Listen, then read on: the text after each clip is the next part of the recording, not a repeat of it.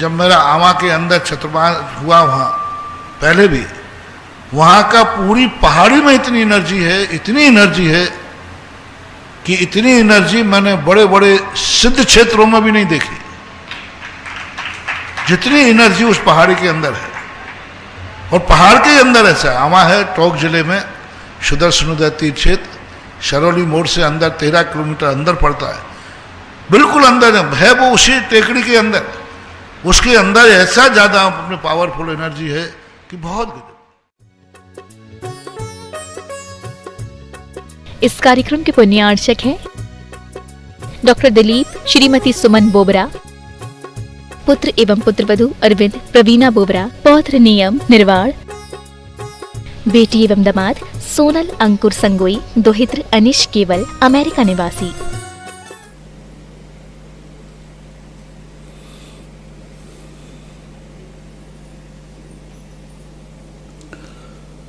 नमो अरिहन्तार्णं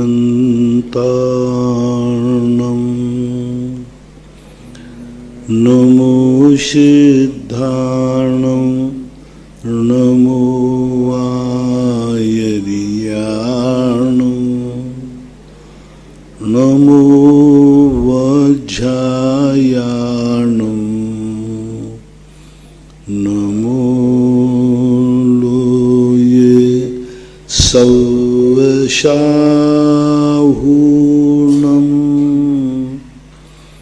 पंच परमेष्टि भगवान की जय। आचार्य श्री गुरुवर कुंद कुंद महाराज की जय। आचार्य श्री गुरुवर विद्यासागर महाराज की जय। परम पूजनीय निर्यापक श्रमण पूज्य श्री सुधा सागर जी महाराज की जय। चुल्लक श्री धैर्य सागर जी महाराज की जय। पूज्य श्री के चरणों में समस्त जिज्ञासा कर्ताओं की ओर से कोटि कोटि नमोस्तु। पूज्य श्री अमर पाटन से राजीव जैन शिवरार्थी हैं, पूछते हैं कि पूज्य श्री के चरणों में कोटि नमोस्तु करते हुए महाराज श्री तीनों काल में वंदना की बात आती है, तो क्या अन्य समय में भी कर सकते हैं या नहीं?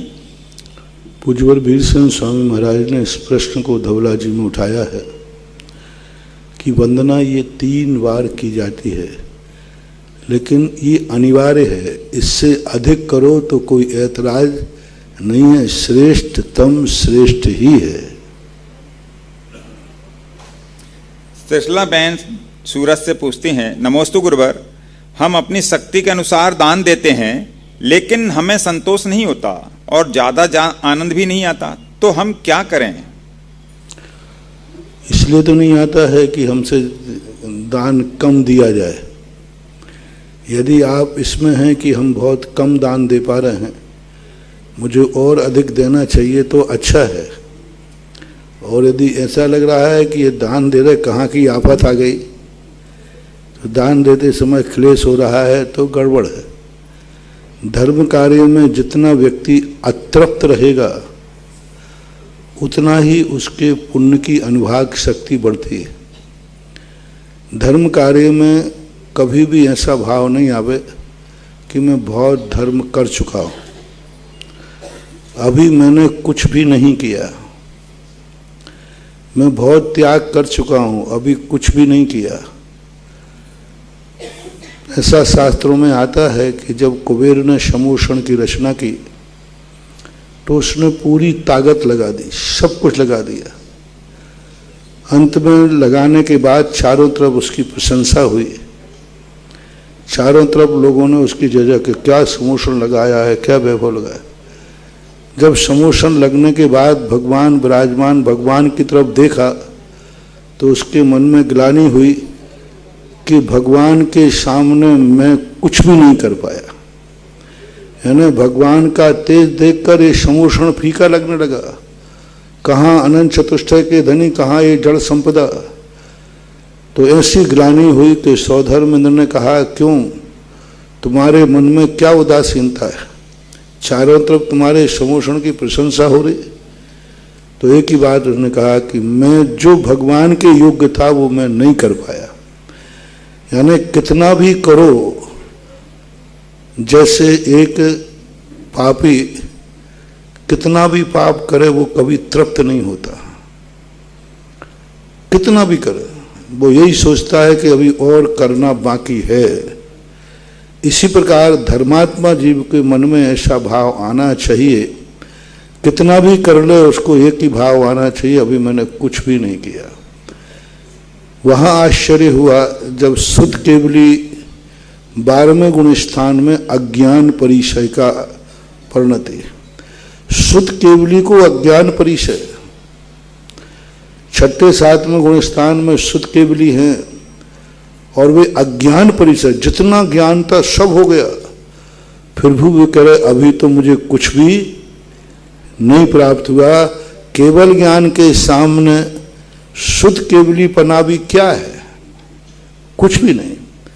तो धर्म कार्यों में हमेशा अपने आप को अतृप्त जैसी अनुभूति हो रही है, तो अभी तुम और धर्म करोगे, अभी तुम्हारे और रास्ते खुलेंगे।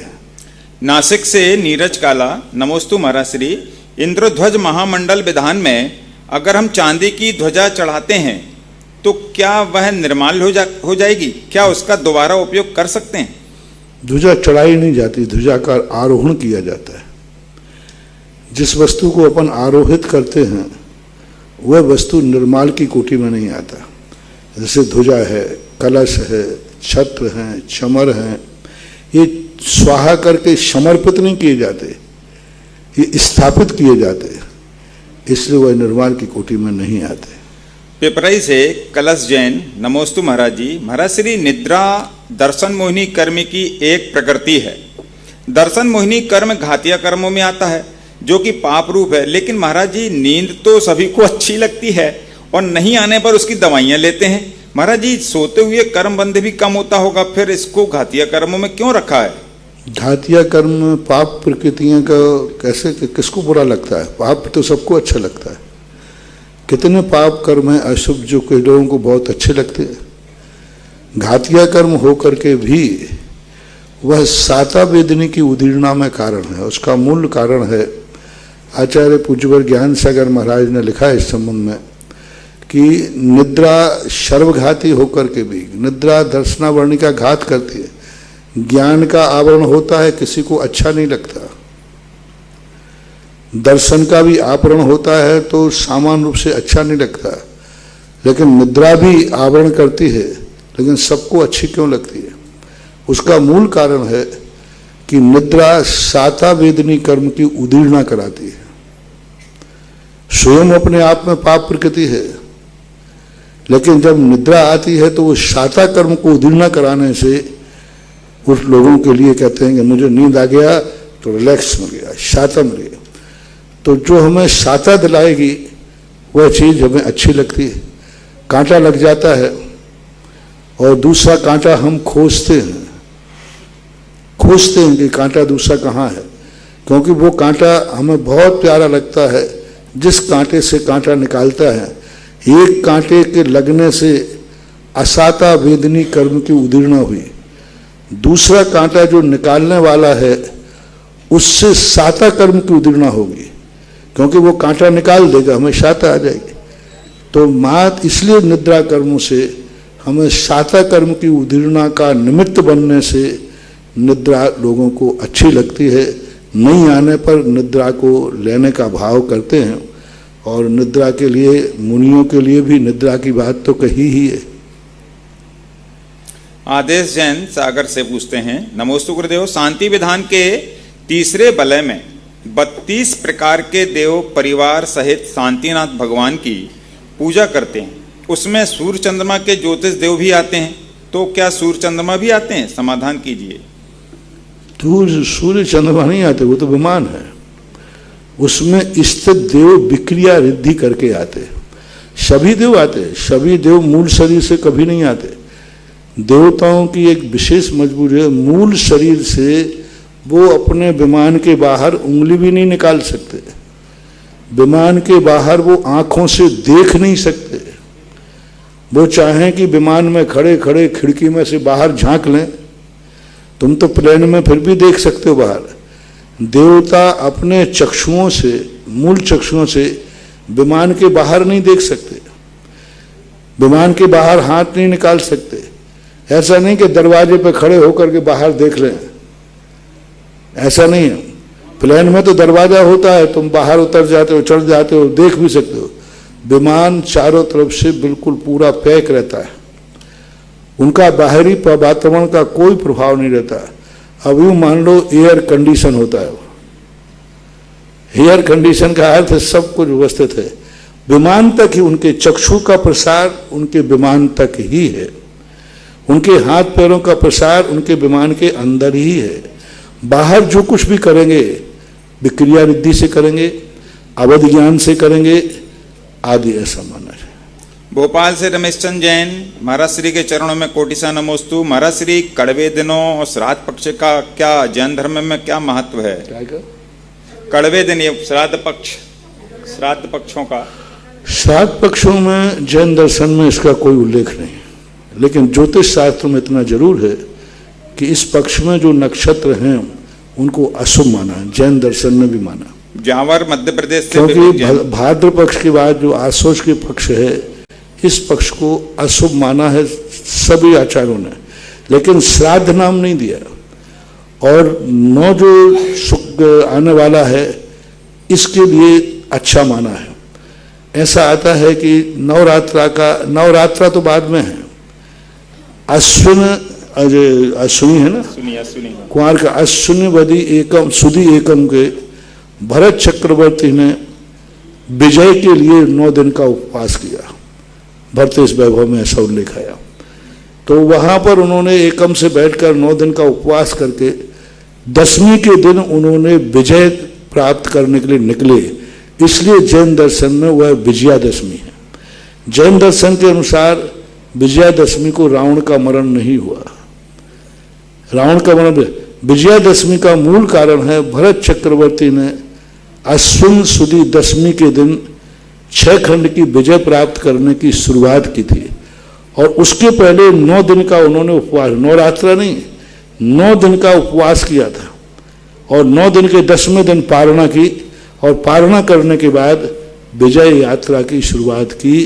इतना उल्लेख जैन आगम में इस अश्विनी पक्ष का मिलता है। जावर मध्य प्रदेश से विवेक जैन, निगोदिया जीव कहाँ कहाँ पाए जाते हैं महाराज श्री?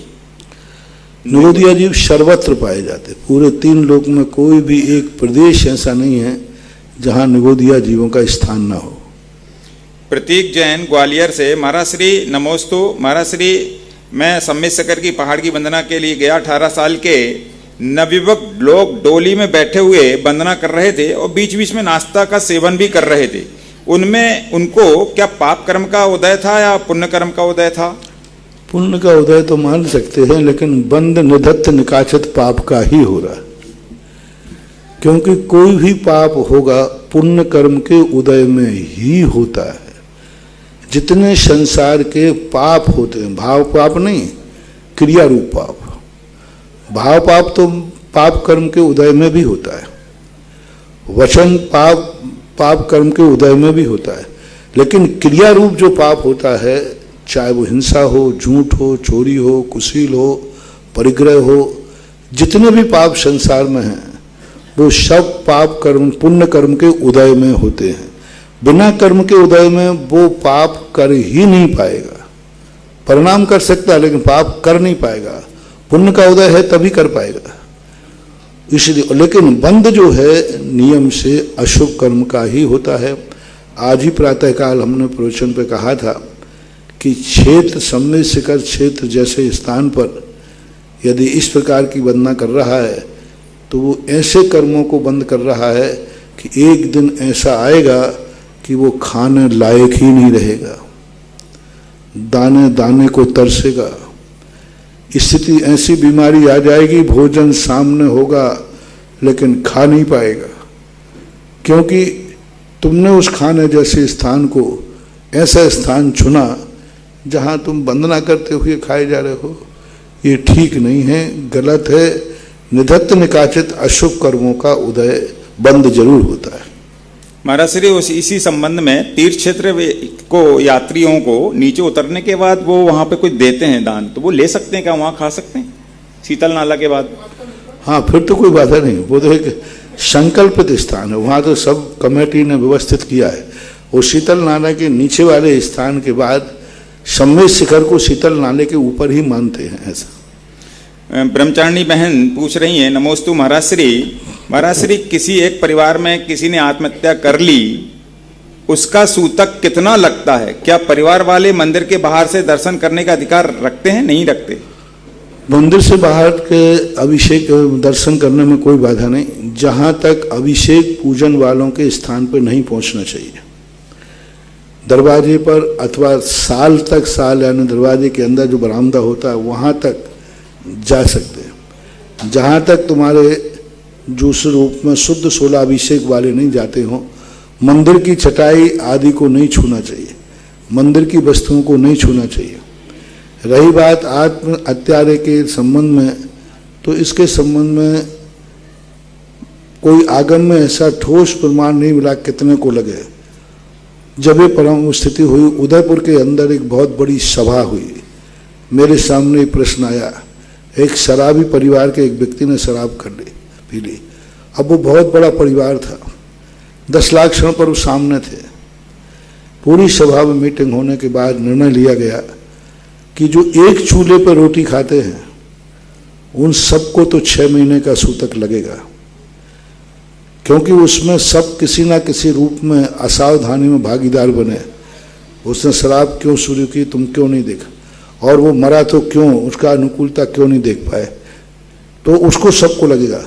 और यदि सगे भाई हैं, प्रथम पीढ़ी सगे माँ बाप हैं, तो उनको भी 6 महीने का सूतक लगेगा।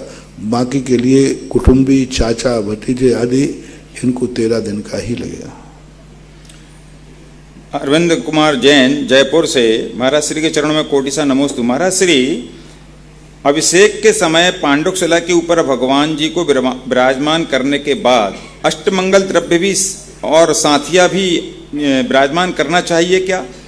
मुझे कहीं आगम में उल्लेख नहीं मिला, बस इतना जरूर मिला है कि भगवान को जब मूल गादी से उठाया जाए तो उनको अष्ट प्रातिहार्य सहित ही वर्णन मिलता है।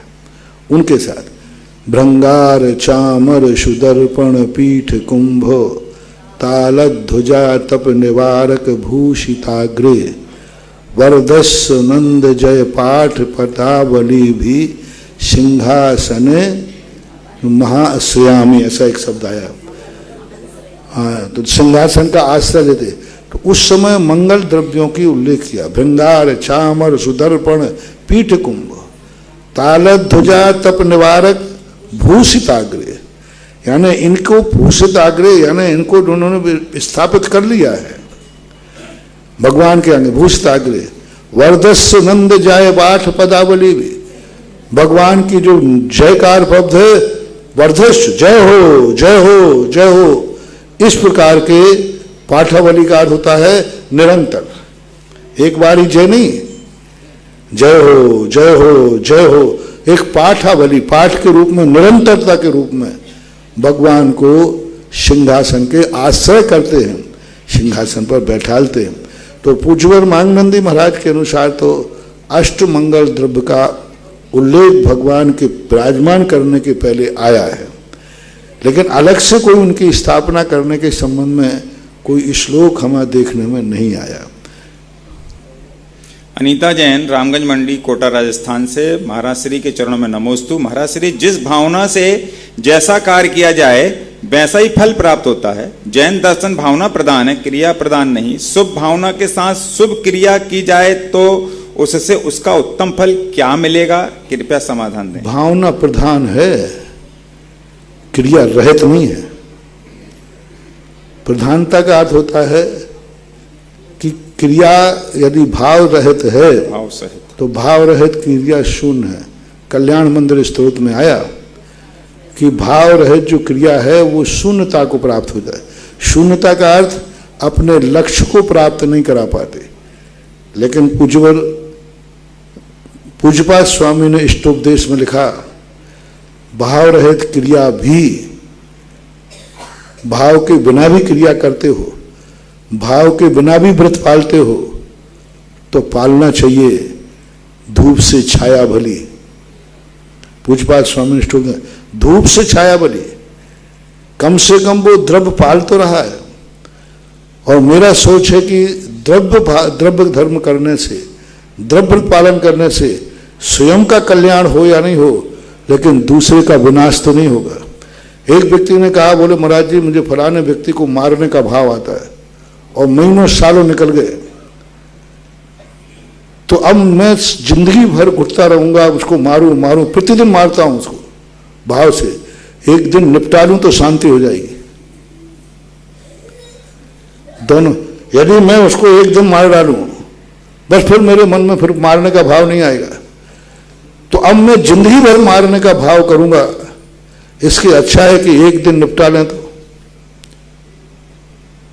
मैंने कहा नहीं भाई, तू जिंदगी भर मारने का भाव करना, मारना मत। क्यों? इसके दो कारण। मारने का भाव किया है, मारा नहीं है, तो कम से कम तुझे तो हत्या का दोष लग रहा है, लेकिन सामने वाले की जिंदगी तो बच गई।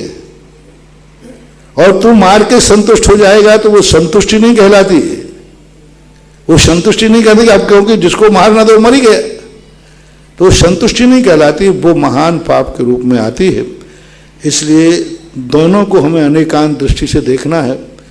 भाव रहित क्रिया का प्रोत्साहन देना चाहिए कि देखो तुम इतना धर्म कर रहे हो, इतना सब कुछ कर रहे हो, थोड़े भाव और भी शुद्ध कर लो। लेकिन इसका अर्थ यह कदापि नहीं है कि द्रव्य क्रिया का निषेध करना चाहिए। पूजा करने से क्या होता है ऐसा न कहकर, अभी तुमने भाव सहित पूजा की नहीं। आप देखना कितना अंतर आ गया। यानी पूजा का समर्थन है, भाव सहित नहीं की, और ये कह लिया पूजा करने से क्या होता है, अनंत बार कर सके। तो क्रिया का लोप नहीं करना, क्रिया का विनाश नहीं करना, क्रिया में विशुद्धि बनाना।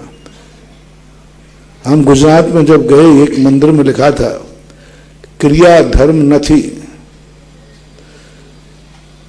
तो मैंने कहा भैया ये तो गलत लिखा है। तो बोले महाराज जी वो जिसने लिखा है मिटा नहीं सकते आप, कोई नहीं मिटा सकता, सिर फूट जाएंगे यहाँ यदि इसको मिटा दिया तो। मैंने कहा नहीं, मिटाने का सवाल ही नहीं होता, मिटाने का सवाल ही नहीं होता, अपन को मिटाना है ही नहीं। लिख तो सकते हैं कुछ, हाँ मगर लिख तो कोई रेल लाइन नहीं मिटेगी। मैंने बिल्कुल मिटाना नहीं। ऊपर लिखा था क्रिया धर्म न थी, हम के नीचे एक लिखा दो क्रिया बिन धर्म न थी। दोनों बात, क्रिया धर्म न थी, क्रिया बिन धर्म न थी, बस दोनों बात चलने दो ना, दोनों सही है। क्रिया धर्म है नहीं, और लेकिन क्रिया के बिना भी धर्म नहीं है। पिपराई से ब्रह्मचारिणी गोल्डी दीदी पूछती हैं, नमोस्तु महाराज जी, विसंवाद का सही अर्थ क्या होता है? क्योंकि विसंवाद का सही अर्थ क्या होता है? क्योंकि तत्वार्थ सूत्र की 6वें अध्याय में नाम कर्म के आश्रव के कारणों में योग वक्रता और विसंवाद को रखा है, और 7वें अध्याय में अचौर व्रत की भावना में साधर्मी अविसंवाद रखा है। महाराज जी सही बात को सिद्ध करना भी विसंवाद का अर्थ है। हम समझ नहीं रहे हैं तो भी विसंवाद कर रहे हैं, हम सत्य को जान रहे हैं तब भी विसंवाद कर रहे हैं। ऊहापोह करना अलग है, लेकिन ऊहापोह तो करने की अपेक्षा हम अपना दूसरे को नीचा दिखाने के लिए करें, सामने वाले को अपन गलत कहें, अपनी बात कह सकते भाई आपकी सही है लेकिन मेरी दृष्टि से ऐसा होना चाहिए। तो विसंवाद का अर्थ है राग द्वेष का कारण नहीं बनना चाहिए, चाहे समझ में आवे या ना आवे। कोई जरूर नहीं कि वक्तव्य में हर चीज समझाई देगा। अरे साक्षात भगवान भी समोषण में स्थित लोगों के पूर्ण शंका समाधान नहीं कर पाए, तो हम और तुम किस खेत की मूली हैं? 60,000 प्रश्न श्रेणी कर रहा है, 60,000 प्रश्न गौतम गंधर के, और भगवान की वाणी सुन रहे, स्वयं इतने ज्ञानी, स्वयं 63 रिद्धियों के धारी, शुद्ध केवलीपना जिनके पास है, उन गंधर्व परमेष्टि को शंका हो रही है, और भगवान की दिव्य धुनी सामने बैठे हैं। तो महानुभाव जरूर नहीं कि हम सब समाधान मिल ही जाएंगे।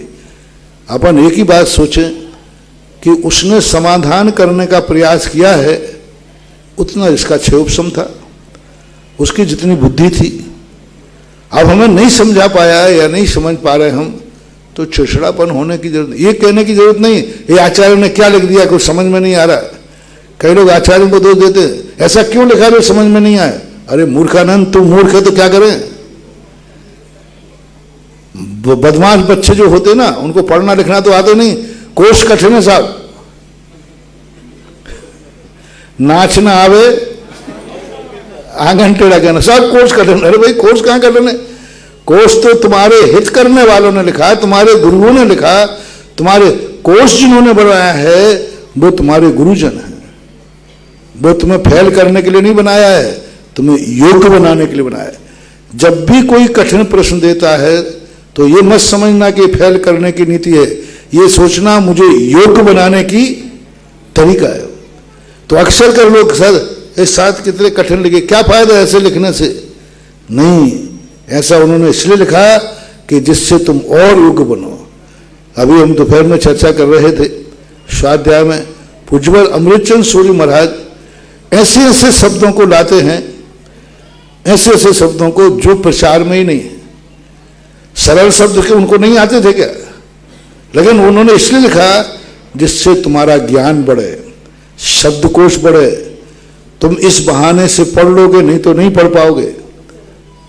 तो उनका बहाव है तुम्हारा ज्ञान बढ़े, बुद्धि बढ़े, जागरूकता बढ़े, तुम और पढ़ो। अच्छा, विद्यार्थी जो पेपर परीक्षाएं आपकी सामान्य होती उसमें ज्यादा जागरूक रहता है कि बोर्ड की परीक्षा में। क्यों? क्योंकि बोर्ड का पेपर कठिन आ सकता है। तो बोर्ड के जिस क्लास का पेपर है उस दिन व्यक्ति ज्यादा पढ़ता है। काश हर क्लास बोर्ड की हो जाए तो मजा आ जाए। हर विद्यार्थी कितना ज्ञानी बनेगा, कल्पना करो। जितनी मेहनत विद्यार्थी बोर्ड की क्लास में करता है उतना परिश्रम कोई अन्य क्लासों में नहीं करता, और विद्यार्थी वही है। ऐसा होना। इनकी जिज्ञासा ये भी थी कि सही बात को सिद्ध करना भी विसंवाद होगा क्या। यदि समता पूर्वक करते हैं, समीचीन पूर्वक करते हैं, वक्ता का सम्मान रखते हुए करते हैं, साधर्मी को अवहेलना ना हो। उसको कई लोग नीचा दिखाने गए, तुम कुछ नहीं जानते, मैं जानता हूं। चला करके उनकी नीति होती कि ये दिखाने के लिए जो कुछ नहीं जानते मैं जानता हूं। कई लोगों की टोकने की बड़ी आदत होती है, और वो इसलिए टोकते हैं जिसलिए बैठने वाले लोग क्या समझे, और ये तो बड़ा ज्ञानी है। और वो ये नहीं समझते हैं, दुनिया ये समझती है ये बड़ा मूर्ख है। मूर्ख समझते लोग बाग उसको कि बीच बीच में टोकता है ये मात अपने। तो ये जो उनकी आदत है ये विसंवाद कहलाता है, और ये ज्ञानावर्णी कर्म के बंध का कारण है। हमेशा देखना चाहिए तुम्हारे प्रश्न करने से कहीं जो तुम्हारा साधर्मी बैठा है उसका मानना तो नहीं होगी, कहीं वह ऐसा सिद्ध तो नहीं हो जाए कि कुछ नहीं जानता। इस ढंग से उसको सापेक्ष लेके करो, नहीं इन्होंने जो कहा वो सही है, लेकिन ये अर्थ भी लगाया जाए तो और अच्छा हो जाएगा, तो दोनों बच गए कि नहीं। तो थोड़ा सा भी विसंवाद का अर्थ दूसरे को नीचा दिखाकर अपने के ज्ञान को ऊंचा बखाड़ने के लिए विसंवाद किया जाता है, वो ठीक नहीं। नरेश कुमार जैन, नगीना, हरियाणा। महाराज श्री नमोस्तु। महाराज जी, किसी का मृत्यु भोज का त्याग है और 1 साल बाद में वो अपने पिताजी की बरसी पर भक्तांबर का पाठ कराता है और उसके बाद वह भोज कराता है, तो महाराज जी इसको मृत्यु भोज माना जाएगा क्या? माना जाएगा। आजकल लोगों ने मृत्यु भोज नाम तो बंद कर दिया, शांति विधान भोज। 13वें दिन करते हैं, बोले शांति विधान भोज कर रहा हूं। नहीं, गड़बड़ है। आगम में जो चीज नहीं है उसको क्यों नहीं छोड़ना चाहते। इतने राजा महाराजा लोग मरे, किसी के मरने पर किसी भी आगम में, जैन में, अजैन में, सभी सर्व किसी में मरने के बाद भोज की कोई परंपरा नहीं, कहीं उल्लेख है ही नहीं, कहीं भी नहीं है। जब है ही नहीं तो क्यों खाना चाहते हो, क्यों खिलाना। और मुझे तो ये लगता है मिठाइयाँ कब बांटी जाती है, तो मुझे लगता है जो मर गया है उसकी खुशी में, बाप मर गया, अच्छा हुआ, संपत्ति मर गई, खाओ रे मिठाइयाँ। तुम्हें शर्म नहीं आती है? मरने वाला ऊपर जाके देखेगा ये तो मेरे मरने पर मिठाइयाँ बांट रहे, मिठाइयाँ खिला रहे हैं। और खाने वालों को भी सोचना चाहिए कि वो घर वैसे ही उजड़ गया है, बर्बाद हो गया है, और तुम उसके यहाँ मिठाई खाने जा रहे हो। बल्कि कायदा होना चाहिए, जिसके यहाँ कोई मर जाए उसका निमंत्रण आपके घरों में होना चाहिए 13 दिन तक, क्योंकि वो दुखी है। और किसी के यहाँ बैठने जाओ तो सोचना चाहिए कि वो व्यक्ति अब दुखी में हो, कौन भोजन बना रहा होगा। जब बैठने जाओ तो एक टिफिन लेके जाना चाहिए, तुम भी खाना और उसको भी बैठा के खिलाना। आओ साहब बैठो, अब जो हो गया तो हो गया। ये तो वात्सल्य के अंदर आएगा। मृत्यु भोज, बहुत पाप हो रहे, बहुत अनर्थ हो रहे, बर्बाद हो जाते। एक जब मैं शेखावाटी में बिहार कर रहा था, वहाँ एक गांव में घटना घटी। एक माँ थी, उसकी पिताजी वैसे मर गए। माँ ने उसका जो कुछ बेच करके, खेत बेच करके, गांव वाले पंच पहुंच गए, बोले साहब तू तो मौसर कर, मौसर नहीं करेगा तो गांव में भूत बनेगा। उस माँ ने जो कुछ भी उसकी मजदूरी में खेती बाड़ी थी सब बेच करके मौसर किया। अब मौसर करने के बाद मुश्किल से 2-3 महीने हुए और माँ मर गई। गांव वाले फिर गए मौसर कर, तो लड़का कहता है साहब मेरे पास तो क्या है, मेरे पास तो क्या है, कुछ नहीं है। बोले मौसर नहीं करेगा तो भूत बनेगा, आरती जब उठेगी जब पहले मौसर की घोषणा कर। वो अंदर गया और उसने जाकर के फंदा लगाकर फांसी पे लटक गया। अब 2 लाशें हो गई, अब भूत नहीं बनेगा। फिर गांव वालों ने मौसर नहीं किया, अब उनका मौसर कौन करेगा, सब निपट गए और गांव वाले जला के आ गए, कोई मौसर नहीं हुआ बिना भूत का। तो कितना अनर्थ, कितना पाप है।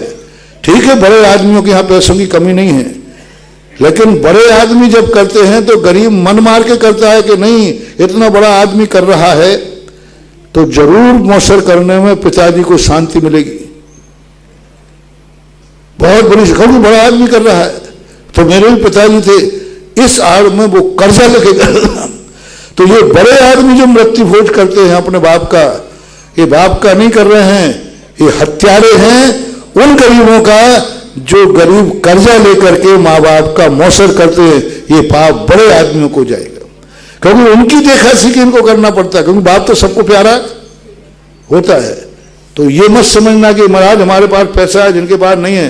नहीं, तुम्हारी देखी कितने गरीब। अब वो बालक की जो मरा हत्या, इसका हत्या का दोष किसको जाएगा? जो मृत्यु भोज करते हैं, करवाते हैं और मृत्यु भोज में जाते हैं। शांति विधान और भक्तांबर में भी।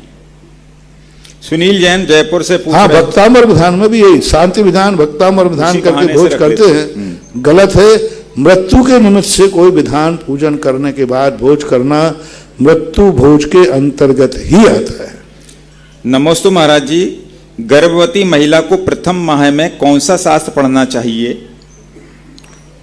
अब इसके लिए पूज्य जिनसन स्वामी ने महापुराण में गर्भान्वय क्रियाओं का वर्णन किया है, तो आदि पुराण की गर्भान्वय क्रियाओं को पढ़ना चाहिए, अच्छा वर्णन है उसमें। अभिषेक पद्धति प्रदाता निर्यापक शमन मुनिपुंगव श्री सुधासागर जी महाराज के चरणों में जिनवाणी व सुधा कलश के दर्शकों द्वारा बारंबार नमोस्तु नमोस्तु नमोस्तु। आज मूल नायक अतिशयकारी आदिनाथ भगवान की शांतिधारा का सौभाग्य प्राप्त किया श्री राजकुमार जी, नितेश जी, जितेंद्र, विकास, गुंजन, मिष्टी, आर्यु, भोपाली परिवार मुंगावली, और दूसरी तरफ से सौभाग्य प्राप्त किया श्री शिखर चंद जी, देवेंद्र, रविंद्र, जितेंद्र, उपेंद्र, सत्येंद्र, मनोज, अमन, अनिकेत, गंज बासोदा परिवार ने। दोनों को हार्दिक शुभकामना। और जिज्ञासा के लिए प्रथम नाम श्रवण जी जैन दिल्ली और इनके पश्चात ममता जैन शिवपुरी तैयार है।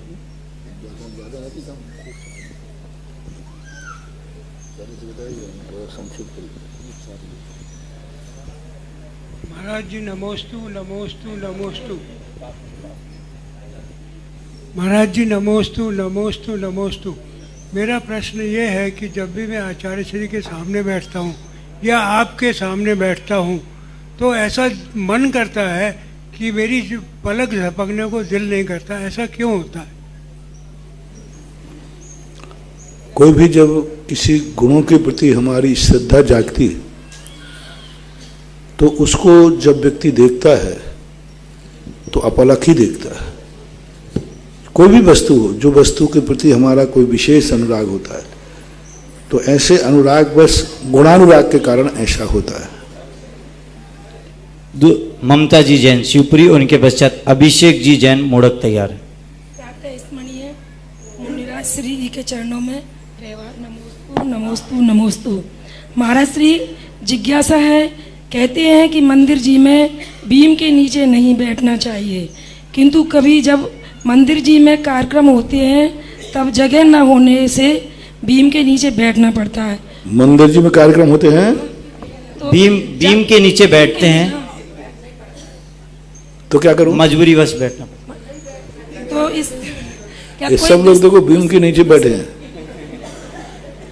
इसका क्या अब ठीक है, जहाँ जब जैसी व्यवस्था हो, सामान्य प्रवचन आदि के सुनने की बात अलग है, नहीं बैठना चाहिए कायदा से, लेकिन अब जगह भी वही है और कई सारी जगह हाउसफुल है तो ठीक है, लेकिन विशेष अनुष्ठान आदि करते हैं, नित्य नियम पूजन पाठ करते हैं तो बीम के नीचे बैठना उचित नहीं है।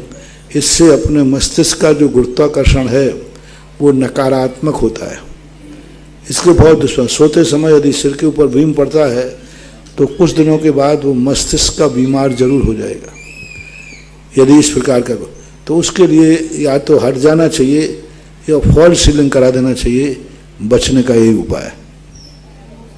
अभिषेक जी जैन मोड़क और इनके पश्चात श्रीमती सुमन लता जैन बिलासपुर तैयार है। मेरे व मेरे परिवार के आराध्य गुरु को बारंबार नमोस्तु। महाराज जी, अभी जो नवरात्र पर्व चालू हो रहे हैं, इसके अंदर जो आजकल युवक युवती डांडिया गरबा वगैरह करते हैं, तो जैनागम में देखो कोई भी पर्व है, हर धर्मदाय के पर्व अपने अपने हिसाब से होते हैं।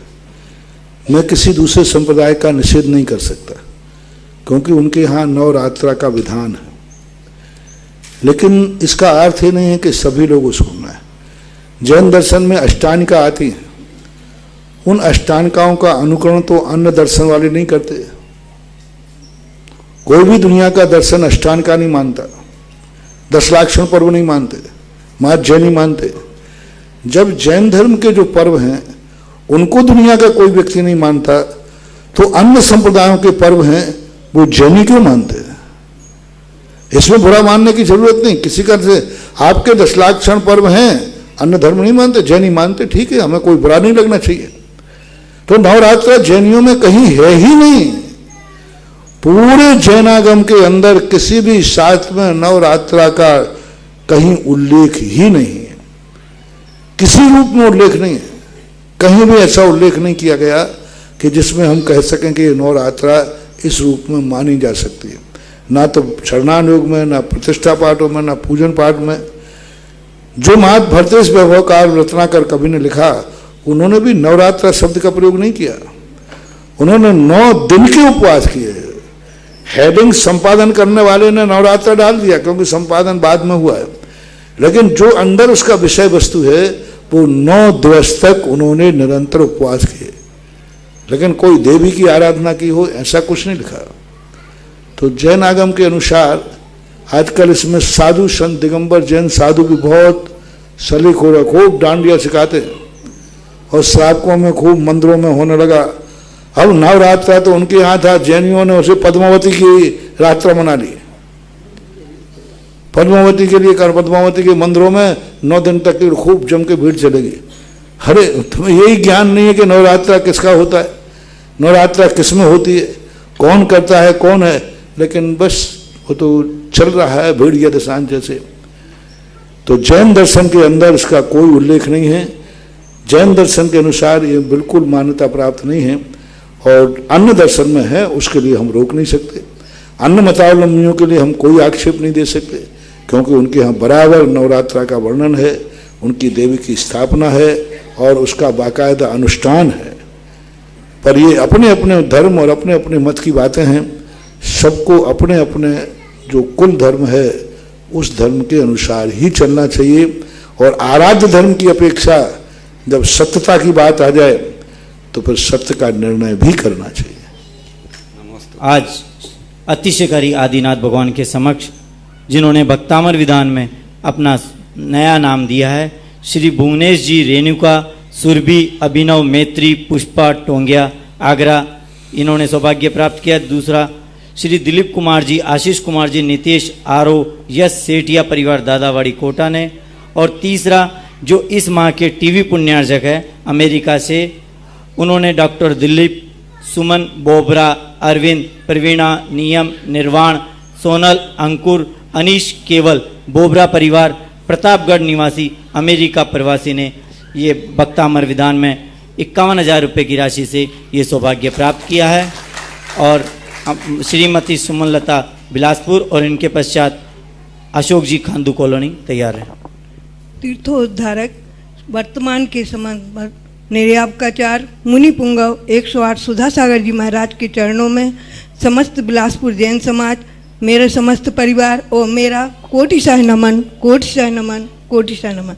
हे गुरुवर, मेरी जिज्ञासा है कि किन कर्मों का उदय रहता है जिससे जैन कुल पाकर, श्रेष्ठ जैन धर्म पाकर भी और जैन मंदिर की उपलब्धता एवं निकटता होने पर भी लोगों के भाव मंदिर जाने की नहीं होते, और कुछ लोग मंदिर जाते हैं परंतु अभिषेक और पूजन के भाव नहीं होते। कृपया जिज्ञासा का समाधान करें।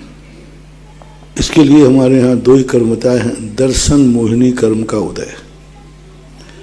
जब व्यक्ति के मिथ्यात्व कर्म का उदय होता है तो उसको सद धर्म सद आयतन नहीं सुहाते। तो मोहिनी कर्म के उदय से ही व्यक्ति इस प्रकार की गाफिलता में आ जाता है कि जैन कुल में जन्म लेकर के भी उसे नहीं सुहाते। मारीच की प्रवृत्ति जैसे होते कि उसके लिए दर्शन मोहिनी मर का मुदत मिथ्यात इतना निगाचित था कि घर में तीर्थंकर हुए और भगवान का समोषण था, लेकिन उसको जाने के भाव नहीं होते हैं। तो ऐसा मानना चाहिए। आज क्षेत्र पर जिन्होंने भक्ति कलश विराजमान करने का सौभाग्य प्राप्त किया, श्री अशोक कुमार जी, सुनंदा, अभिषेक, ज्योति, दिव्या, प्रियंका, दुगेरिया परिवार, मोडक, जिला कोटा, वो पधारें और गुरुदेव के समक्ष भक्ति कलश विराजमान करें। कमेटी उनका सम्मान करे। श्री अशोक जी खांदू कॉलोनी और इनके पश्चात जलदी जैन गंज बासोदा तैयार है। मेरा आराध्य गुरुवर, मेरा और मेरे परिवार की ओर से आपके श्री चरणों में बारंबार नमोस्तु नमोस्तु नमोस्तु। मुनिश्री, हमने मतलब ये स्वाध्याय के अंदर पढ़ा कि पंचम काल के अंत तक मुनि जब आहार के लिए निकलेंगे तो वहां का राजा उससे टैक्स लेगा। तो टैक्स के रूप में जो आहार चर्या करेंगे उसके अंदर से उनके ग्रास उठा लिया जाएगा और मुनिश्री वो अंतराय पाल के बैठ जाएंगे। लेकिन वर्तमान में, अभी वर्तमान में बहुत से मुनि, बहुत से साधु अपने अंजुलि से ग्रास देते हैं श्रावकों को। तो महाराज जी, ये कहाँ तक उचित है और क्या ये लेना चाहिए श्रावकों को? दोष है, सरलता अनुचित है। मुनिराज को ऐसा करना ठीक नहीं और गृहस्थों को भी ऐसा करना ठीक नहीं। उच्छिष्ट कोई भी वस्तु है अभक्ष की कोटि में आता है, वो किसी की भी झूठी क्यों ना हो। किसी की भी झूठी वस्तु जैन आगम में अभक्ष कही है। मुनिराज की अंजलि का आहार भी उनकी अंजलि में पहुंचने के बाद दूसरा व्यक्ति नहीं ले सकता। महाराज देते हैं वो गलत है, जो लेते हैं उनकी तो दरिद्रता आना ही है। दूसरे का झूठा भोजन करना अपने आप में दरिद्रता का निमंत्रण है, दरिद्रता का निमंत्रण। तो चाहे वो बड़े भगवान के ही चढ़ाया हुआ नहीं खाते, तो महाराज की अंजलि में पहुंचने के बाद वो आहार तुम्हारे लिए अनुपसेव्य है। अंजलि में पहुंचा, आपकी थाली में है वो नहीं, थाली में है वो तो आपका है। अंजलि में पहुंचने के बाद वह भोजन किसी भी रूप में आप लोगों के लिए निर्माल के समान त्याज्य है, क्योंकि वो तुम दे चुके हो। जैसे आप निर्माल दे चुके हैं, इसी प्रकार से वह वस्तु दे चुके हो। हमारे यहाँ निर्माल के दो रूप हैं, एक समर्पण की जाती है और एक उपयोग के लिए दी जाती है। हमारे द्वारा कोई भी वस्तु दी गई है वो सब पुनः ग्रहण करना या साधर्मी ग्रहण करे तो भी निर्माल है। ऐसे आपने कोई वस्तु मंदिर में समाप्त की तो दूसरा तो खा ले सकता है ना, नहीं, उसके लिए भी निर्माल है। तो साधु की अंजलि में गया हुआ आहार निर्माल की कोटि में आएगा एक दोष, अभक्ष की कोटि में आएगा दूसरा दोष। और साधु से महान आत्माओं को दिया जाता है, उनके हाथ से लिया नहीं जाता है, और वो भी उनके हाथ का दिया हुआ। तो ऐसे कभी भी नहीं करना चाहिए, बहुत ही गलत है। देने वालों को तो मैं समझा नहीं सकता, क्योंकि साधु को कभी समझाना नहीं, साधु को समझना, और श्रावक को समझना नहीं, श्रावक को समझाना। तो श्रावकों से मेरा कहना है कि महाराज देने भी तो कहना, महाराज अभी हमारे ऐसे बुरे दिन नहीं आए हैं कि आपकी अंजलि में से मैं लूं, अभी तो इतना पुण्य है कि आपकी अंजलि में भी मैं और ग्रास रख सकता हूं। अच्छी परंपरा नहीं है, बिल्कुल गंदी परंपरा। गुरुदेव, परसों आपने ये बताया था जिज्ञासा समाधान के अंदर कि मंदिर के धोती दुपट्टे नहीं पहनना चाहिए। अरे जब नगर में रहते हैं तो अपने घर से ही पहन के जाते हैं, लेकिन जब क्षेत्रों पे आते हैं तो उस समय कैसे? ये व्यवस्था है जी, कायदा से यहां भी लाना चाहिए, कायदा से। जैनी की अटैची वह है, घूमने के बाद जब पुलिस खोले तो उसमें अष्टद्रव्य और धोती दुपट्टा निकलना चाहिए, वो जैनी की नहीं। मैं कितनी बार कह चुका हूं कि जैसे आप लोग 100 कपड़े 10 कपड़े रखते हैं, एक अटैची में एक धोती दुपट्टा पड़ा रहने दो, अष्टद्रव्य पड़ी रहने दो। कहीं भी जाओ, क्या पता रास्ते में चलते चलते गाड़ी में मुनिराज मिल गए तो खाली हाथ करोगे क्या? तो पुण्य पड़ा रहने दो, हमेशा पुण्य पड़ा रहे। यदि आपकी अटैची में सदा अष्टद्रव्य पड़ा है तो आपको 24 घंटे निरंतर अष्टद्रव्य से पूजा का पुण्य लग रहा है। आपका धोती दुपट्टा पड़ा है और आपको अभिषेक भी नहीं मिला, लेकिन आपका संकल्प क्या है? ये होना ही चाहिए। कहीं जाओ सबसे पहले, जैसे आप लोग पूछे फलाना कपड़ा रख दिया कि नहीं, फलाना, उसी प्रकार पूछना चाहिए कि अभिषेक करने का धोती दुपट्टा रखा कि नहीं, अष्टद्रव्य रखा कि नहीं। ये होना ही चाहिए, नियम होना चाहिए। घर से बाहर निकलेंगे अपने पास 2 चीजें सदा रखना, अष्टद्रव्य और धोती दुपट्टा। अब वो तो मैं कह नहीं सकता कि एक छन्ना और लोटा और डोर और रखना, वो जमाना तो गया,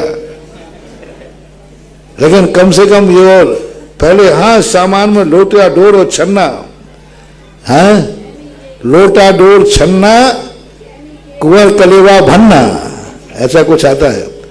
यानी अंटी में भन्ना है ना फुटकर रोज की, और लोटा डोर छन्ना ये होना चाहिए, ऐसी बुंदेलखंडी कहावत है।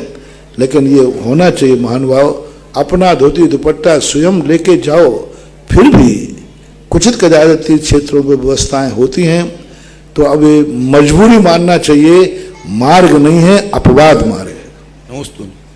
मूल नायक अतिशयकारी आदिनाथ भगवान के मंदिर के विस्तार का कार्य प्रारंभ है। उसमें हिरीम रूपी पंच परमेष्ठी बीजाक्षर शिला का सौभाग्य प्राप्त किया है। 21,000 रुपये की राशि से श्री अशोक कुमार जी मांगीलाल जी खांदू कॉलोनी बांसवाड़ा वो पधारें, और श्री महावीर प्रसाद जी मनोज गुणमाला सिकर, श्री उत्तम चंद जी जैन सुधीर पुनीत सचिन जैन कन्नौज, और श्री रश्मि जैन श्री ललित कुमार जी जैन दिव्यम देशी पाटोदी परिवार जालरा पाटन ने यह सौभाग्य प्राप्त किया है।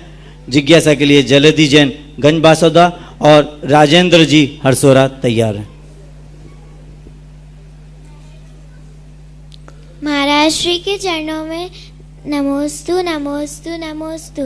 महाराज श्री, मेरा प्रश्न है कि हम पाठशाला में पढ़ते हैं, प्रतिदिन रविवार को मंदिर में पूजन करवाई जाती है। कभी कुछ बच्चे आने में लेट हो जाते हैं, तो उनको पूजन बीच में ही शुरू करना चाहिए या शुरू से?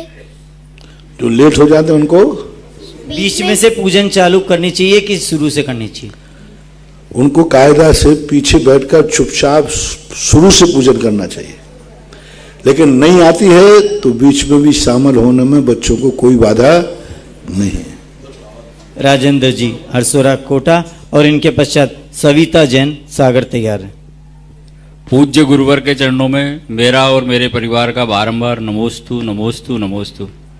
गुरुवर, मेरी जिज्ञासा यह है कि जैसे आजकल हमारे यहाँ शांतिधारा में जैसे प्रतिदिन शांतिधारा की बोली लगती है, और उसमें क्या है कि किसी किसी दिन ऐसा भी होता है कि कोई बोलीदाता नहीं होता है, तो किसी श्रेष्ठी के द्वारा अगर उसमें ये मिनिमम अमाउंट सेट कर दिया जाता है कि भाई इतने की बोली तो कोई की भी नहीं होगी तो मेरी होगी, तो उसमें उस श्रेष्ठी को पुण्य लाभ मिलेगा नहीं मिलेगा? ये मेरी जिज्ञासा है। बहुत पुण्य लाभ मिलेगा। उसने कितनी बड़ा लाभ कमाया कि यदि कोई नहीं होगा तो मेरे द्वारा होगी भगवान की इतना पुण्य लगेगा कि उसको अपने जीवन में कभी भी किसी जरूरत पड़ेगी तो 100 लोग खड़े हो जाएंगे कि जब भी जरूरत पड़े तो मेरा नाम रख लेना। जय हो। जब भी कोई हर व्यक्ति कहेगा कि भाई देखो भाई कोई घबराना नहीं, जब भी जरूरत पड़े मैं तो हूं। दूसरा कहेगा साहब मुझे भी ध्यान रखना, मैं भी सहयोग करना चाहता हूं।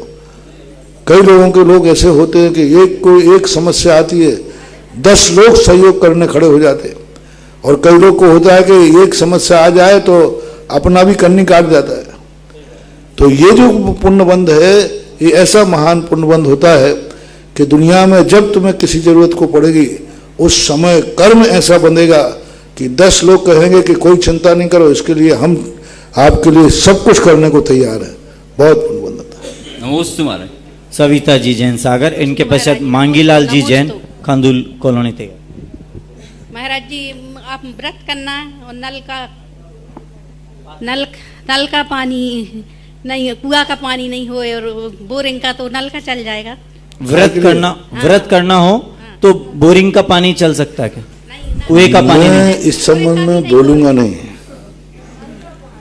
मैं मना करूंगा नहीं और हाँ कहूंगा नहीं, क्योंकि हाँ करने पर जितने लोग बिलछानी जीव मरेंगे वो शेयर मेरे खाते आएगा, और मना करने पर इसलिए नहीं करूंगा कम से कम कुछ कर तो रहे हो।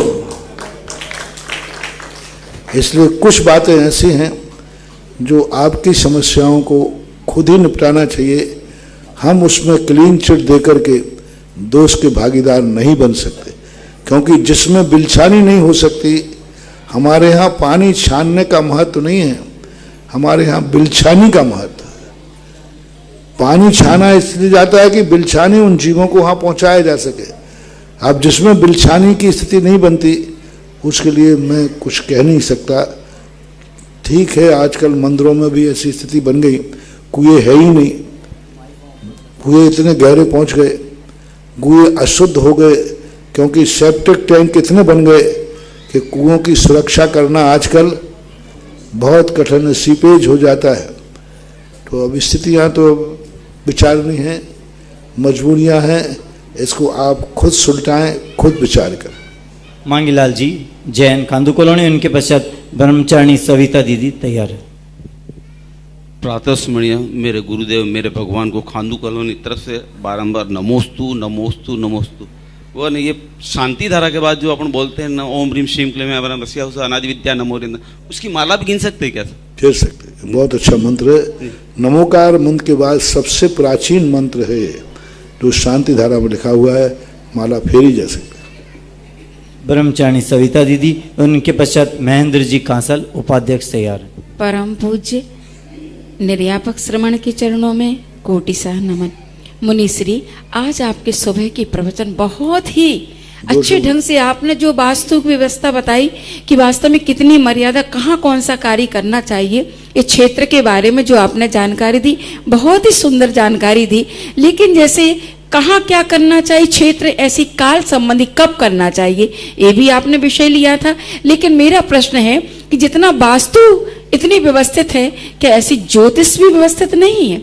जैसे मान लो शादियां करते हैं लोग, तो जो शादी में कुंडली मिलान करते, कई लोग नहीं भी करते हैं, कई लोग कहते हैं नहीं मिली तो नहीं सही, हमें तो जैसा करना है वैसा करना है। तो क्या इसमें कुछ दोष लगता है और करना चाहिए कि नहीं करना चाहिए? ज्योतिष एक जैनागम का अकाट सिद्धांत है।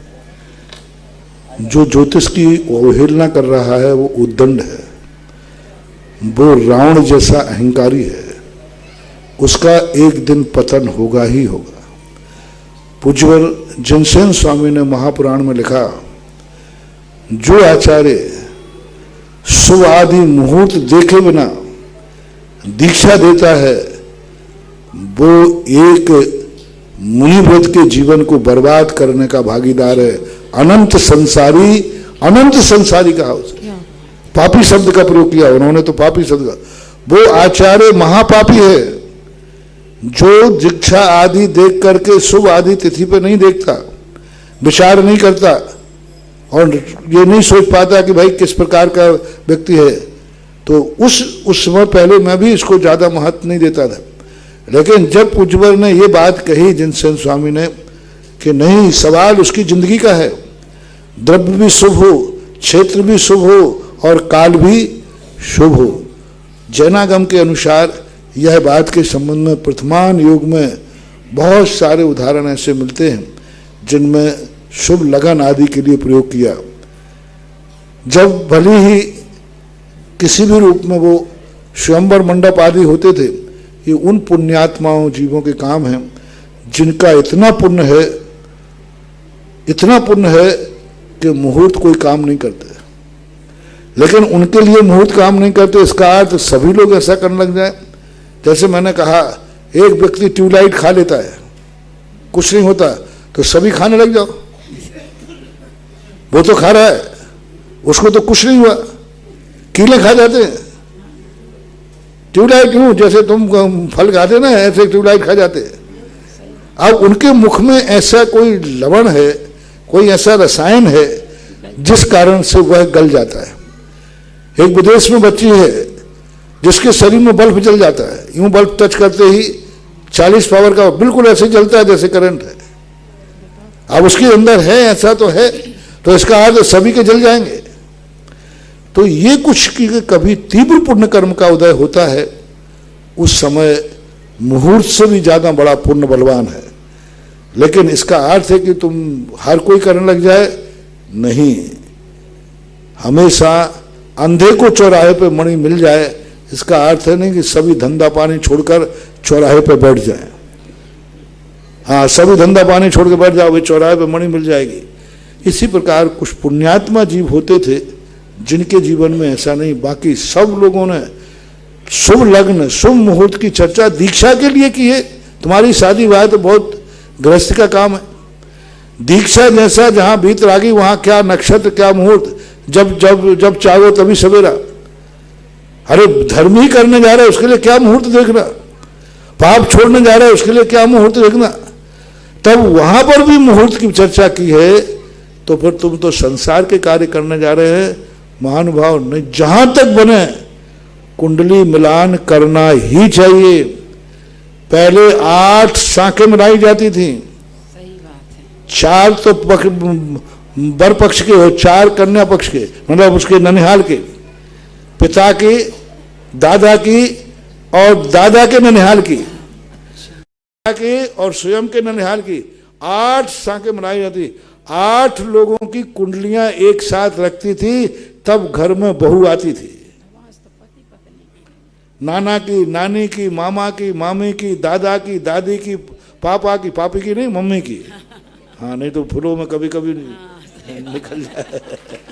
हाँ, जैसे दादा दादी निकले, ऐसा कई एक आध बार हो जाता है। तो ये होता था। धीरे धीरे करके जब संख्या स्त्रियों की, बच्चियों की कम होने लगी, तो फिर बहुत बड़ी मीटिंग हुई। डॉक्टर बैरिस्टर वकील जो थे, बैरिस्टर चंपत राय की कस्टडी में उत्तर भारत में, तो 8 शाखों की फिर 4 शाखें की गई कि 4 की कुंडली मिलाई जाए। अब तो तुम मियाँ बीबी की मिला लो तो मेहरबानी है, लेकिन मिलाना चाहिए बराबर। इससे लाभ ही लाभ है, नुकसान तो कुछ है ही नहीं, लाभ ही लाभ है। करना चाहिए। ज़्यादा लैला मजनू मत बनो, नहीं तो बाद में, हाँ, जितने लैला मजनू बन रहे ना, अंत में बाद में पछताते, रोते ही आते। 100 में से 10 शादियाँ ऐसी सकुशल निकलती हैं। पिक्चरों में जो तुम्हें दिखाया जाता है, ये सब वो 10% का है, 90% तो रोते हुए ही आते हैं। श्री महेंद्र जी कांसल और इनके पश्चात ब्रह्मचारिणी विमलेश दीदी तैयार। मेरे इष्ट गुरु के चरणों में मेरा और मेरे परिवार का सादर नमोस्तु नमोस्तु नमोस्तु। हे गुरुवर, ये बात मुक्तागिरी की है, जब उस समय आप भी विराजमान थे वहाँ, और आचार्य श्री का पूरा ये संघ उस समय वहाँ विराजमान था। उस समय मैंने महाराज श्री 10 उपवास किए थे, और 10 उपवास करने के बाद मृदुमती माता जी आरोन में विराजमान थी। पुष्पा दीदी मुझे उपवास के बाद आचार्य श्री के दर्शन कराने मुक्तागिरी ले गई। उस समय क्या हुआ, मेरे मन में एक भाव था, मैं पांडेचेरी से एक बहुत बड़ा श्रीफल लाया था महाराज जी, कद्दू जैसा बड़ा श्रीफल था। वही क्वेश्चन है, तो मैंने गुरुदेव के चरणों में एक भावना भाई कि मैं श्रीफल गुरुदेव के चरणों में चढ़ाऊंगा। गुरुदेव के चरणों के जैसे दर्शन करने हम पहुँचे तो मैंने श्रीफल गुरुदेव के समक्ष चढ़ाया तो गुरुदेव नीचे नजर करते हुए बैठे थे। तो पुष्पा दीदी ने कहा कि महाराज श्री इन्होंने 10 उपवास किए हैं और आज पहली बार आपके दर्शन कर रहे हैं। तो आचार्य श्री ने नज़र उठा के मेरे तरफ देखा और क्या कहा मुझसे, नोरियल क्या लाए, नोरियल? तो मैंने कहा नहीं गुरुदेव, भावना थी कि नरियल में लाए। नोरियल, ये नरियल नहीं, नरियल तो ये है, ये जो जहाँ भी चढ़े ये शर देव साज गुरु के चरणों में चढ़े। तो उस समय मेरे साथ जितने भी लोग थे महाराज श्री, प्रश्न करिए क्या प्रश्न यही है, जितने भी लोग मेरे साथ थे उस समय उनके मन में ये भावना आई गुरुदेव के मंगल आशीर्वाद से। तो उस समय कौन से पंडित का वजह था, मेरे साथ में हमारे यहाँ के सभी लोगों ने उसी दिन से देव साज गुरु के अलावा अन्य देवों को पूजना बंद कर दिया। बहुत अच्छा, क्योंकि नरियल तो नरियल है, चढ़ाते समय पूजा में इसको नरियल नाम नहीं दिखा, श्रीफल नाम दिया। खाते समय नरियल है, चढ़ाते समय श्रीफल है। तो ये है, पर इससे बड़ा श्रीफल क्या है, ये कोकोनट है। हाँ सही बात। हाँ, तो ये सबसे बड़ा कोकोनट है। जहाँ ये समर्पित हो जाए तो फिर तो सारी दुनिया ही समर्पित हो गई, वो तो उसका प्रतीक रूप है। नमोस्तु नमोस्तु। ब्रह्मचारी विमलेश दीदी और इनके पश्चात गरिमा जैन गड़ाकोटा तैयार। महाराज जी के चरणों में नमन करते हैं। महाराज जी समय सारजी में कुंद स्वामी जी ने बुद्धि के पर्यायवाची नाम कहे हैं। बुद्धि व्यवसायो भी बुद्धि व्यवसायो भी अज्जवसाणा दो मदी बिन्नाणम एकट्ठमेव सब्बम चित्तो भावो व परिणामो। तो बुद्धि के पर्यायवाची नाम है, लेकिन जो अध्यवसान है तो सामान्य से राग देश में यूज होता है, और बुद्धि और मति ज्ञान का प्रतीक होती है, और चित्त और भावो भाव शुभ आदि के प्रतीक माने जाते हैं प्रचलन में। लेकिन कुंद स्वामी ने एकार्थवाची कहे आठों को। उसका एकाध वार्षिक का पूज्यवर कुंद बुद्धि प्रज्ञा का नाम है, ज्ञान का नाम नहीं है, उपयोग का नाम नहीं है। प्रज्ञा अलग चीज है, ज्ञान अलग चीज है, और जो मति शुद्ध ज्ञान आदि अलग है। जब वही ज्ञान विवेकपूर्ण भेद विज्ञान युक्त हो जाता है, जब हे उपाधि का ज्ञान हो जाता है, जब अच्छे बुरे का ज्ञान हो जाता है, उसे प्रज्ञा और बुद्धि कहते हैं। ज्ञान के द्वारा कर्मों को नहीं काटना, पन्ना एक हितव्य, प्रज्ञा से करना। तत्व को ग्रहण ज्ञान से नहीं करना है, बुद्धि से करना। ज्ञान कभी तत्व दृष्टि नहीं करा सकता, बुद्धि करा सकती। ज्ञान तो सदा से है। ज्ञान कभी भी सत्य का ज्ञान, ज्ञान कभी हे उपाधि का ज्ञान नहीं कराता, बुद्धि कराती। ज्ञान तो कहता है कि जो है वो जानो। अब इसमें हे क्या है, उपाधि क्या है, ये ज्ञान के बाद, हालांकि ज्ञान की ही पर्याय है बुद्धि, ज्ञान की ही पर्याय बुद्धि है, लेकिन जो से सम्यक ज्ञान में और ज्ञान में अंतर होता है, इसी प्रकार ज्ञान सम्यक ज्ञान के बाद एक और बुद्धि जागती है जहाँ हे उपाधि की बात आती है। कुंद भगवान ने प्रज्ञा और बुद्धि को कहा, जब हमें हे को छांटने पन्नाए गित्तव्य, जब कुछ ग्रहण करने की बात आए, कुछ छोड़ने की बात आए, तो समझ लेना चाहिए प्रज्ञा और बुद्धि है कुंद की भाषा में।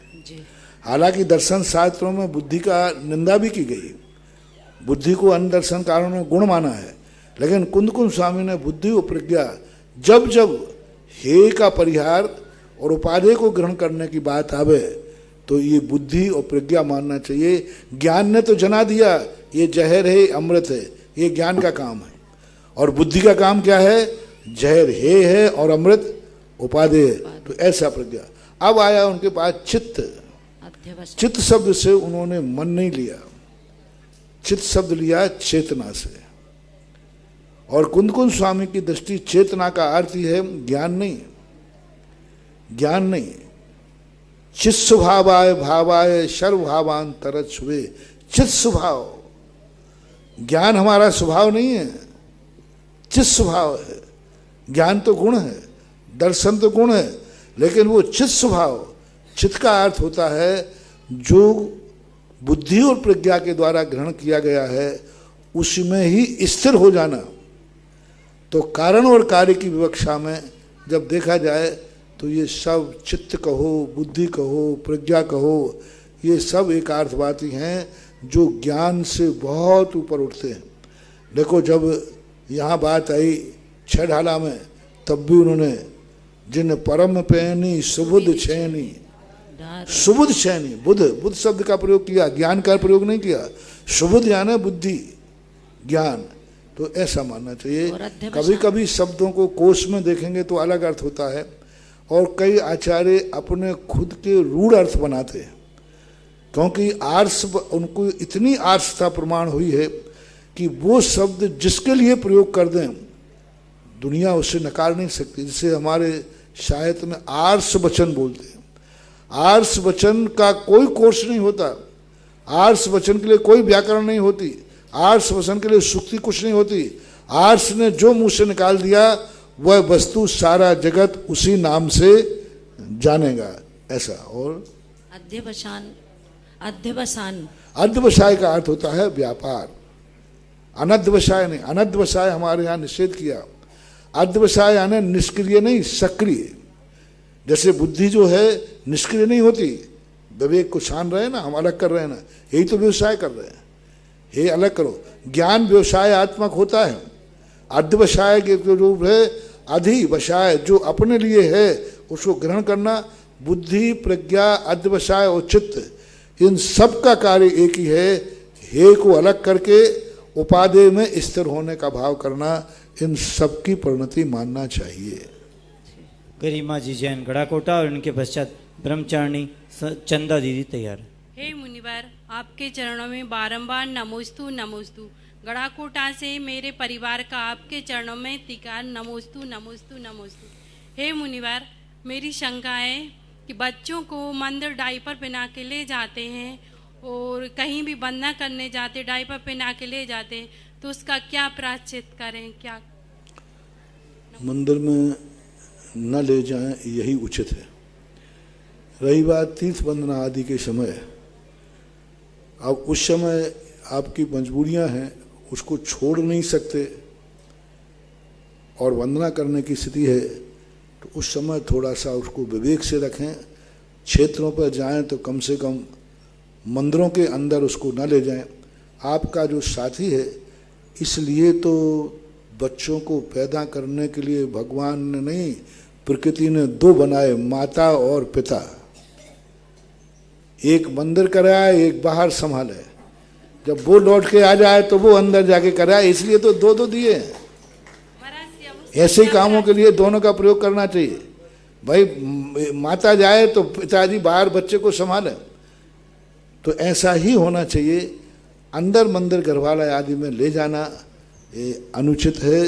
विचार करके विवेक करना चाहिए। किसी ना किसी को उसको बाहर विश्वसनीय व्यक्ति को सौंपना चाहिए। जिस किसी को छोड़ के मत चले जाना है, तो मंदिर जाओ बेचारे लेके कोई भाग जाए। हाँ, विश्वसनीय व्यक्ति को छोड़ना चाहिए। नहीं है तो आप खुद बाहर से दर्शन कर लीजिए, दूर से दर्शन कर लीजिए। माता अपने बच्चे के खातिर कारण यदि कोई धार्मिक क्रिया को गौण करती है तो वह दोष के अंतर्गत नहीं आती, विवेक के अंतर्गत आती है।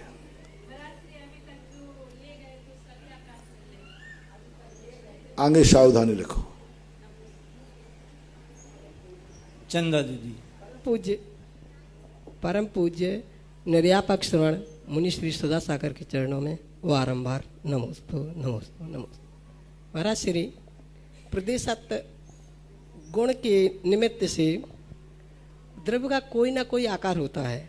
किसका? प्रदेशत्व गुण के निमित्त से द्रव्य का कोई ना कोई आकार होता है। तो महाराज श्री धर्म द्रव्य और अधर्म द्रव्य का कौन सा आकार होगा? पूज्यवर वीरसेन स्वामी ने धवला की 16वीं पुस्तक की पंजिका में धर्म और अधर्म द्रव्य की व्यंजन पर्याय कही, और धर्म अधर्म की व्यंजन पर्याय को अनादि अनंत पर्याय के रूप में प्रस्तुत किया। नाम लेके किया, प्रश्न उठाया कि धर्म और अधर्म द्रव्य की व्यंजन पर्याय क्या मानी जाए। तो उन्होंने कहा प्रदेशत्व गुण के विकार से जो उनका आकार है, 3 लोक प्रमाण। जैसा 3 लोक का आकार है, जैसे आकार जहाँ टेढ़ा है बड़ा है, धर्म द्रव्य का भी वही आकार है। जैसे अपने शरीर के आकार के बराबर किंचित न्यून सिद्ध भगवान का आत्मा का आकार होता है, ऐसे ही धर्म द्रव्य और अधर्म द्रव्य का जो आकार है वो लोक के समान ही व्यवस्थित है। यही उनकी व्यंजन पर्याय, प्रदेशत्व गुण के विकार को व्यंजन पर्याय कहते हैं। तो वो आकार मानना चाहिए। काल द्रव्य के संबंध के आकार के संबंध में प्रश्न है कि जो पुद्गल अणु का आकार है, अब पुद्गल अणु के आकार में कई प्रकार के विकल्प हैं। कई लोग कहते हैं पुद्गल अणु आकार गोल है, अणु गोल है। यदि गोल मानते हैं तो तीन लोक में ठसाठस भरे हुए हैं, वो गोल में कोई ना कोई स्थिति आगे जाके छूटेगी। यदि गोलों को, यदि तीन लोक का जो आकार है, यदि इसमें हमने गोल वस्तु को रखना शुरू करें तो नियम से कहीं कॉर्नर में कुछ प्रदेश बचेंगे जहाँ पर तीन लोक की व्यवस्था नहीं बनेगी। इसलिए जो आकार तीन लोक ने लिया है, इसमें गोल परमाणु या गोल प्रदेश की कल्पना घटित नहीं होती है। इसमें यदि घटित होती है तो अष्टकोण की। यदि अष्टकोणी प्रदेश माना जाए तो फिर तीन लोक के सारे कोनों में जो कोने हैं, उन कोनों में भी वो जो परमाणु का प्रदेश का कोना आएगा वो उस कोने को संभाल लेगा, क्योंकि उसमें कॉर्नर है। लेकिन कोना मानते हैं तो प्रदेश की संख्या चारों तरफ से किस प्रकार की मानी जाए, ऐसे कुछ यक्ष प्रश्न हैं जिनका समाधान शास्त्रों में बस इतना ही मिलता है। कोई अष्टकोण, कोई गोल आदि मानते हैं। गोल के संबंध में सारा बहुत अच्छे अच्छे लोगों ने हमने व्यवस्थित किया। बड़े बड़े गणितज्ञों से पूछा कि इसको तीन लोक में आप कैसे बैठा लोगे, तो उन्होंने कहा हमारी गोल वस्तु से तो नहीं बनेगा, क्योंकि तीन लोक की रेखा सीधी यूं आती है। मान लो जब आती है ना बिल्कुल ना ऐसी कटती हुई आती है। अब ऐसी कटती हुई चीज में जब भी गोल वस्तु रखेंगे कुछ ना कुछ अंत में जाकर के होल बनेंगे। अपन एक लाइन खींच करके और गोल गोल वस्तुएं रखना शुरू कर दें, कुछ ना कुछ स्थान बचेंगे। तो ऐसा मानना चाहिए। काल द्रव्य के संबंध में और पुद्गल परमाणु के आकार के संबंध में विकल्प है, धर्म अधर्म के संबंध में कोई विकल्प नहीं है। अब आलोकाकाश का आकाश का आकार क्या है, तो आकाश का भी आकार तो होना चाहिए, क्योंकि वो द्रव्य है। क्योंकि वह द्रव्य है तो आकार होना चाहिए, लेकिन वो इतना विस्तृत है, अनंत है कि उसके आकार के संबंध में वीरसेन स्वामी भी मौन है। ऐसा अंतिम जिज्ञासा क्षेत्र के महामंत्री नरेश जी वेद। गुरुवर के चरणों में नमोस्तु नमोस्तु नमोस्तु। महाराज जी, आज के परिवारों में ये देखा जा रहा है कि जो युवा पीढ़ी आ रही है वो रात को लेट सोती है और सवेरे 11-12 मतलब लेट उठती है, जबकि 5 या 6 बजे उठना चाहिए। तो ऐसा परिवर्तन कहाँ कमी हो रही है पंच संस्कारों में, कहाँ ये ऐसा? यदि दुनिया में से दो चीजें खत्म हो जाए सब सही हो जाएगा। एक तो लाइट, पेट्रोल और डीजल, बस सब खत्म, सही हो जाएगा। रामराज आ जाएगा, बैलगाड़ी आ जाएगी, ऊंट गाड़ी आ जाएगी। शाम को लालटेन में व्यक्ति कब तक जगेगा? 8 बजे सो जाएगा, सुबह 4 बजे। सोते तो उतना ही है जैसे पहले सोते थे लोग। अब 12 बजे, 2 बजे, 1 बजे सोते हैं, उतने होते हैं। पहले 8 बजे सोते थे, 4 बजे उठ जाते थे। घंटों में अंतर नहीं आया है, समय में अंतर आया है। घंटे तो वही 5-6 घंटे सोने का होता है, तो वही सो रहे, सब लोग सो रहे, लेकिन यहाँ लेट जाग रहे हैं, क्योंकि लाइट का चकाचौंध इतना है कि व्यक्ति को नींद आती नहीं, जल्दी आएगी नहीं। क्योंकि फैक्ट्री में लाइट, घर में लाइट, सब जगह लाइट, या टीवी की लाइट। अब टीवी के लाइट के सामने अच्छे अच्छे व्यक्ति बैठ जाते हैं तो चकाचौंध के कारण वो नींद नहीं आने देते। वो आँखों के लिए अपने आप में बहुत है। तो अब ये सब चीज़ें हैं। अब युग ऐसा हो गया कि इसने दिन और रात को एक कर दिया। अब क्या करें? अब परिवर्तन लाना तो विनाश ही परिवर्तन की कुंजी है, बस। और कोई इसको परिवर्तन, विनाश ही परिवर्तन लाएगा। और फिर एक ना एक से शुरू होगी कहानी, फिर आगे बढ़ेंगे। इस कार्यक्रम के पुण्यार्चक थे डॉक्टर दिलीप, श्रीमती सुमन बोबरा, पुत्र एवं पुत्रवधू अरविंद, प्रवीणा बोबरा, पौत्र नियम निर्वाण, बेटी एवं दामाद सोनल अंकुर संगोई, दोहित्र अनिश केवल, अमेरिका निवासी। जब मेरा आमा के अंदर छत्रपाल हुआ वहाँ पहले भी, वहाँ का पूरी पहाड़ी में इतनी एनर्जी है कि इतनी एनर्जी मैंने बड़े बड़े सिद्ध क्षेत्रों में भी नहीं देखी, जितनी एनर्जी उस पहाड़ी के अंदर है। और पहाड़ के अंदर ऐसा आमा है, टोंक जिले में सुदर्शनोदय तीर्थ क्षेत्र, शरौली मोड़ से अंदर 13 किलोमीटर अंदर पड़ता है, बिल्कुल अंदर है वो, उसी टेकड़ी के अंदर। उसके अंदर ऐसा ज़्यादा अपने पावरफुल एनर्जी है कि बहुत गजब।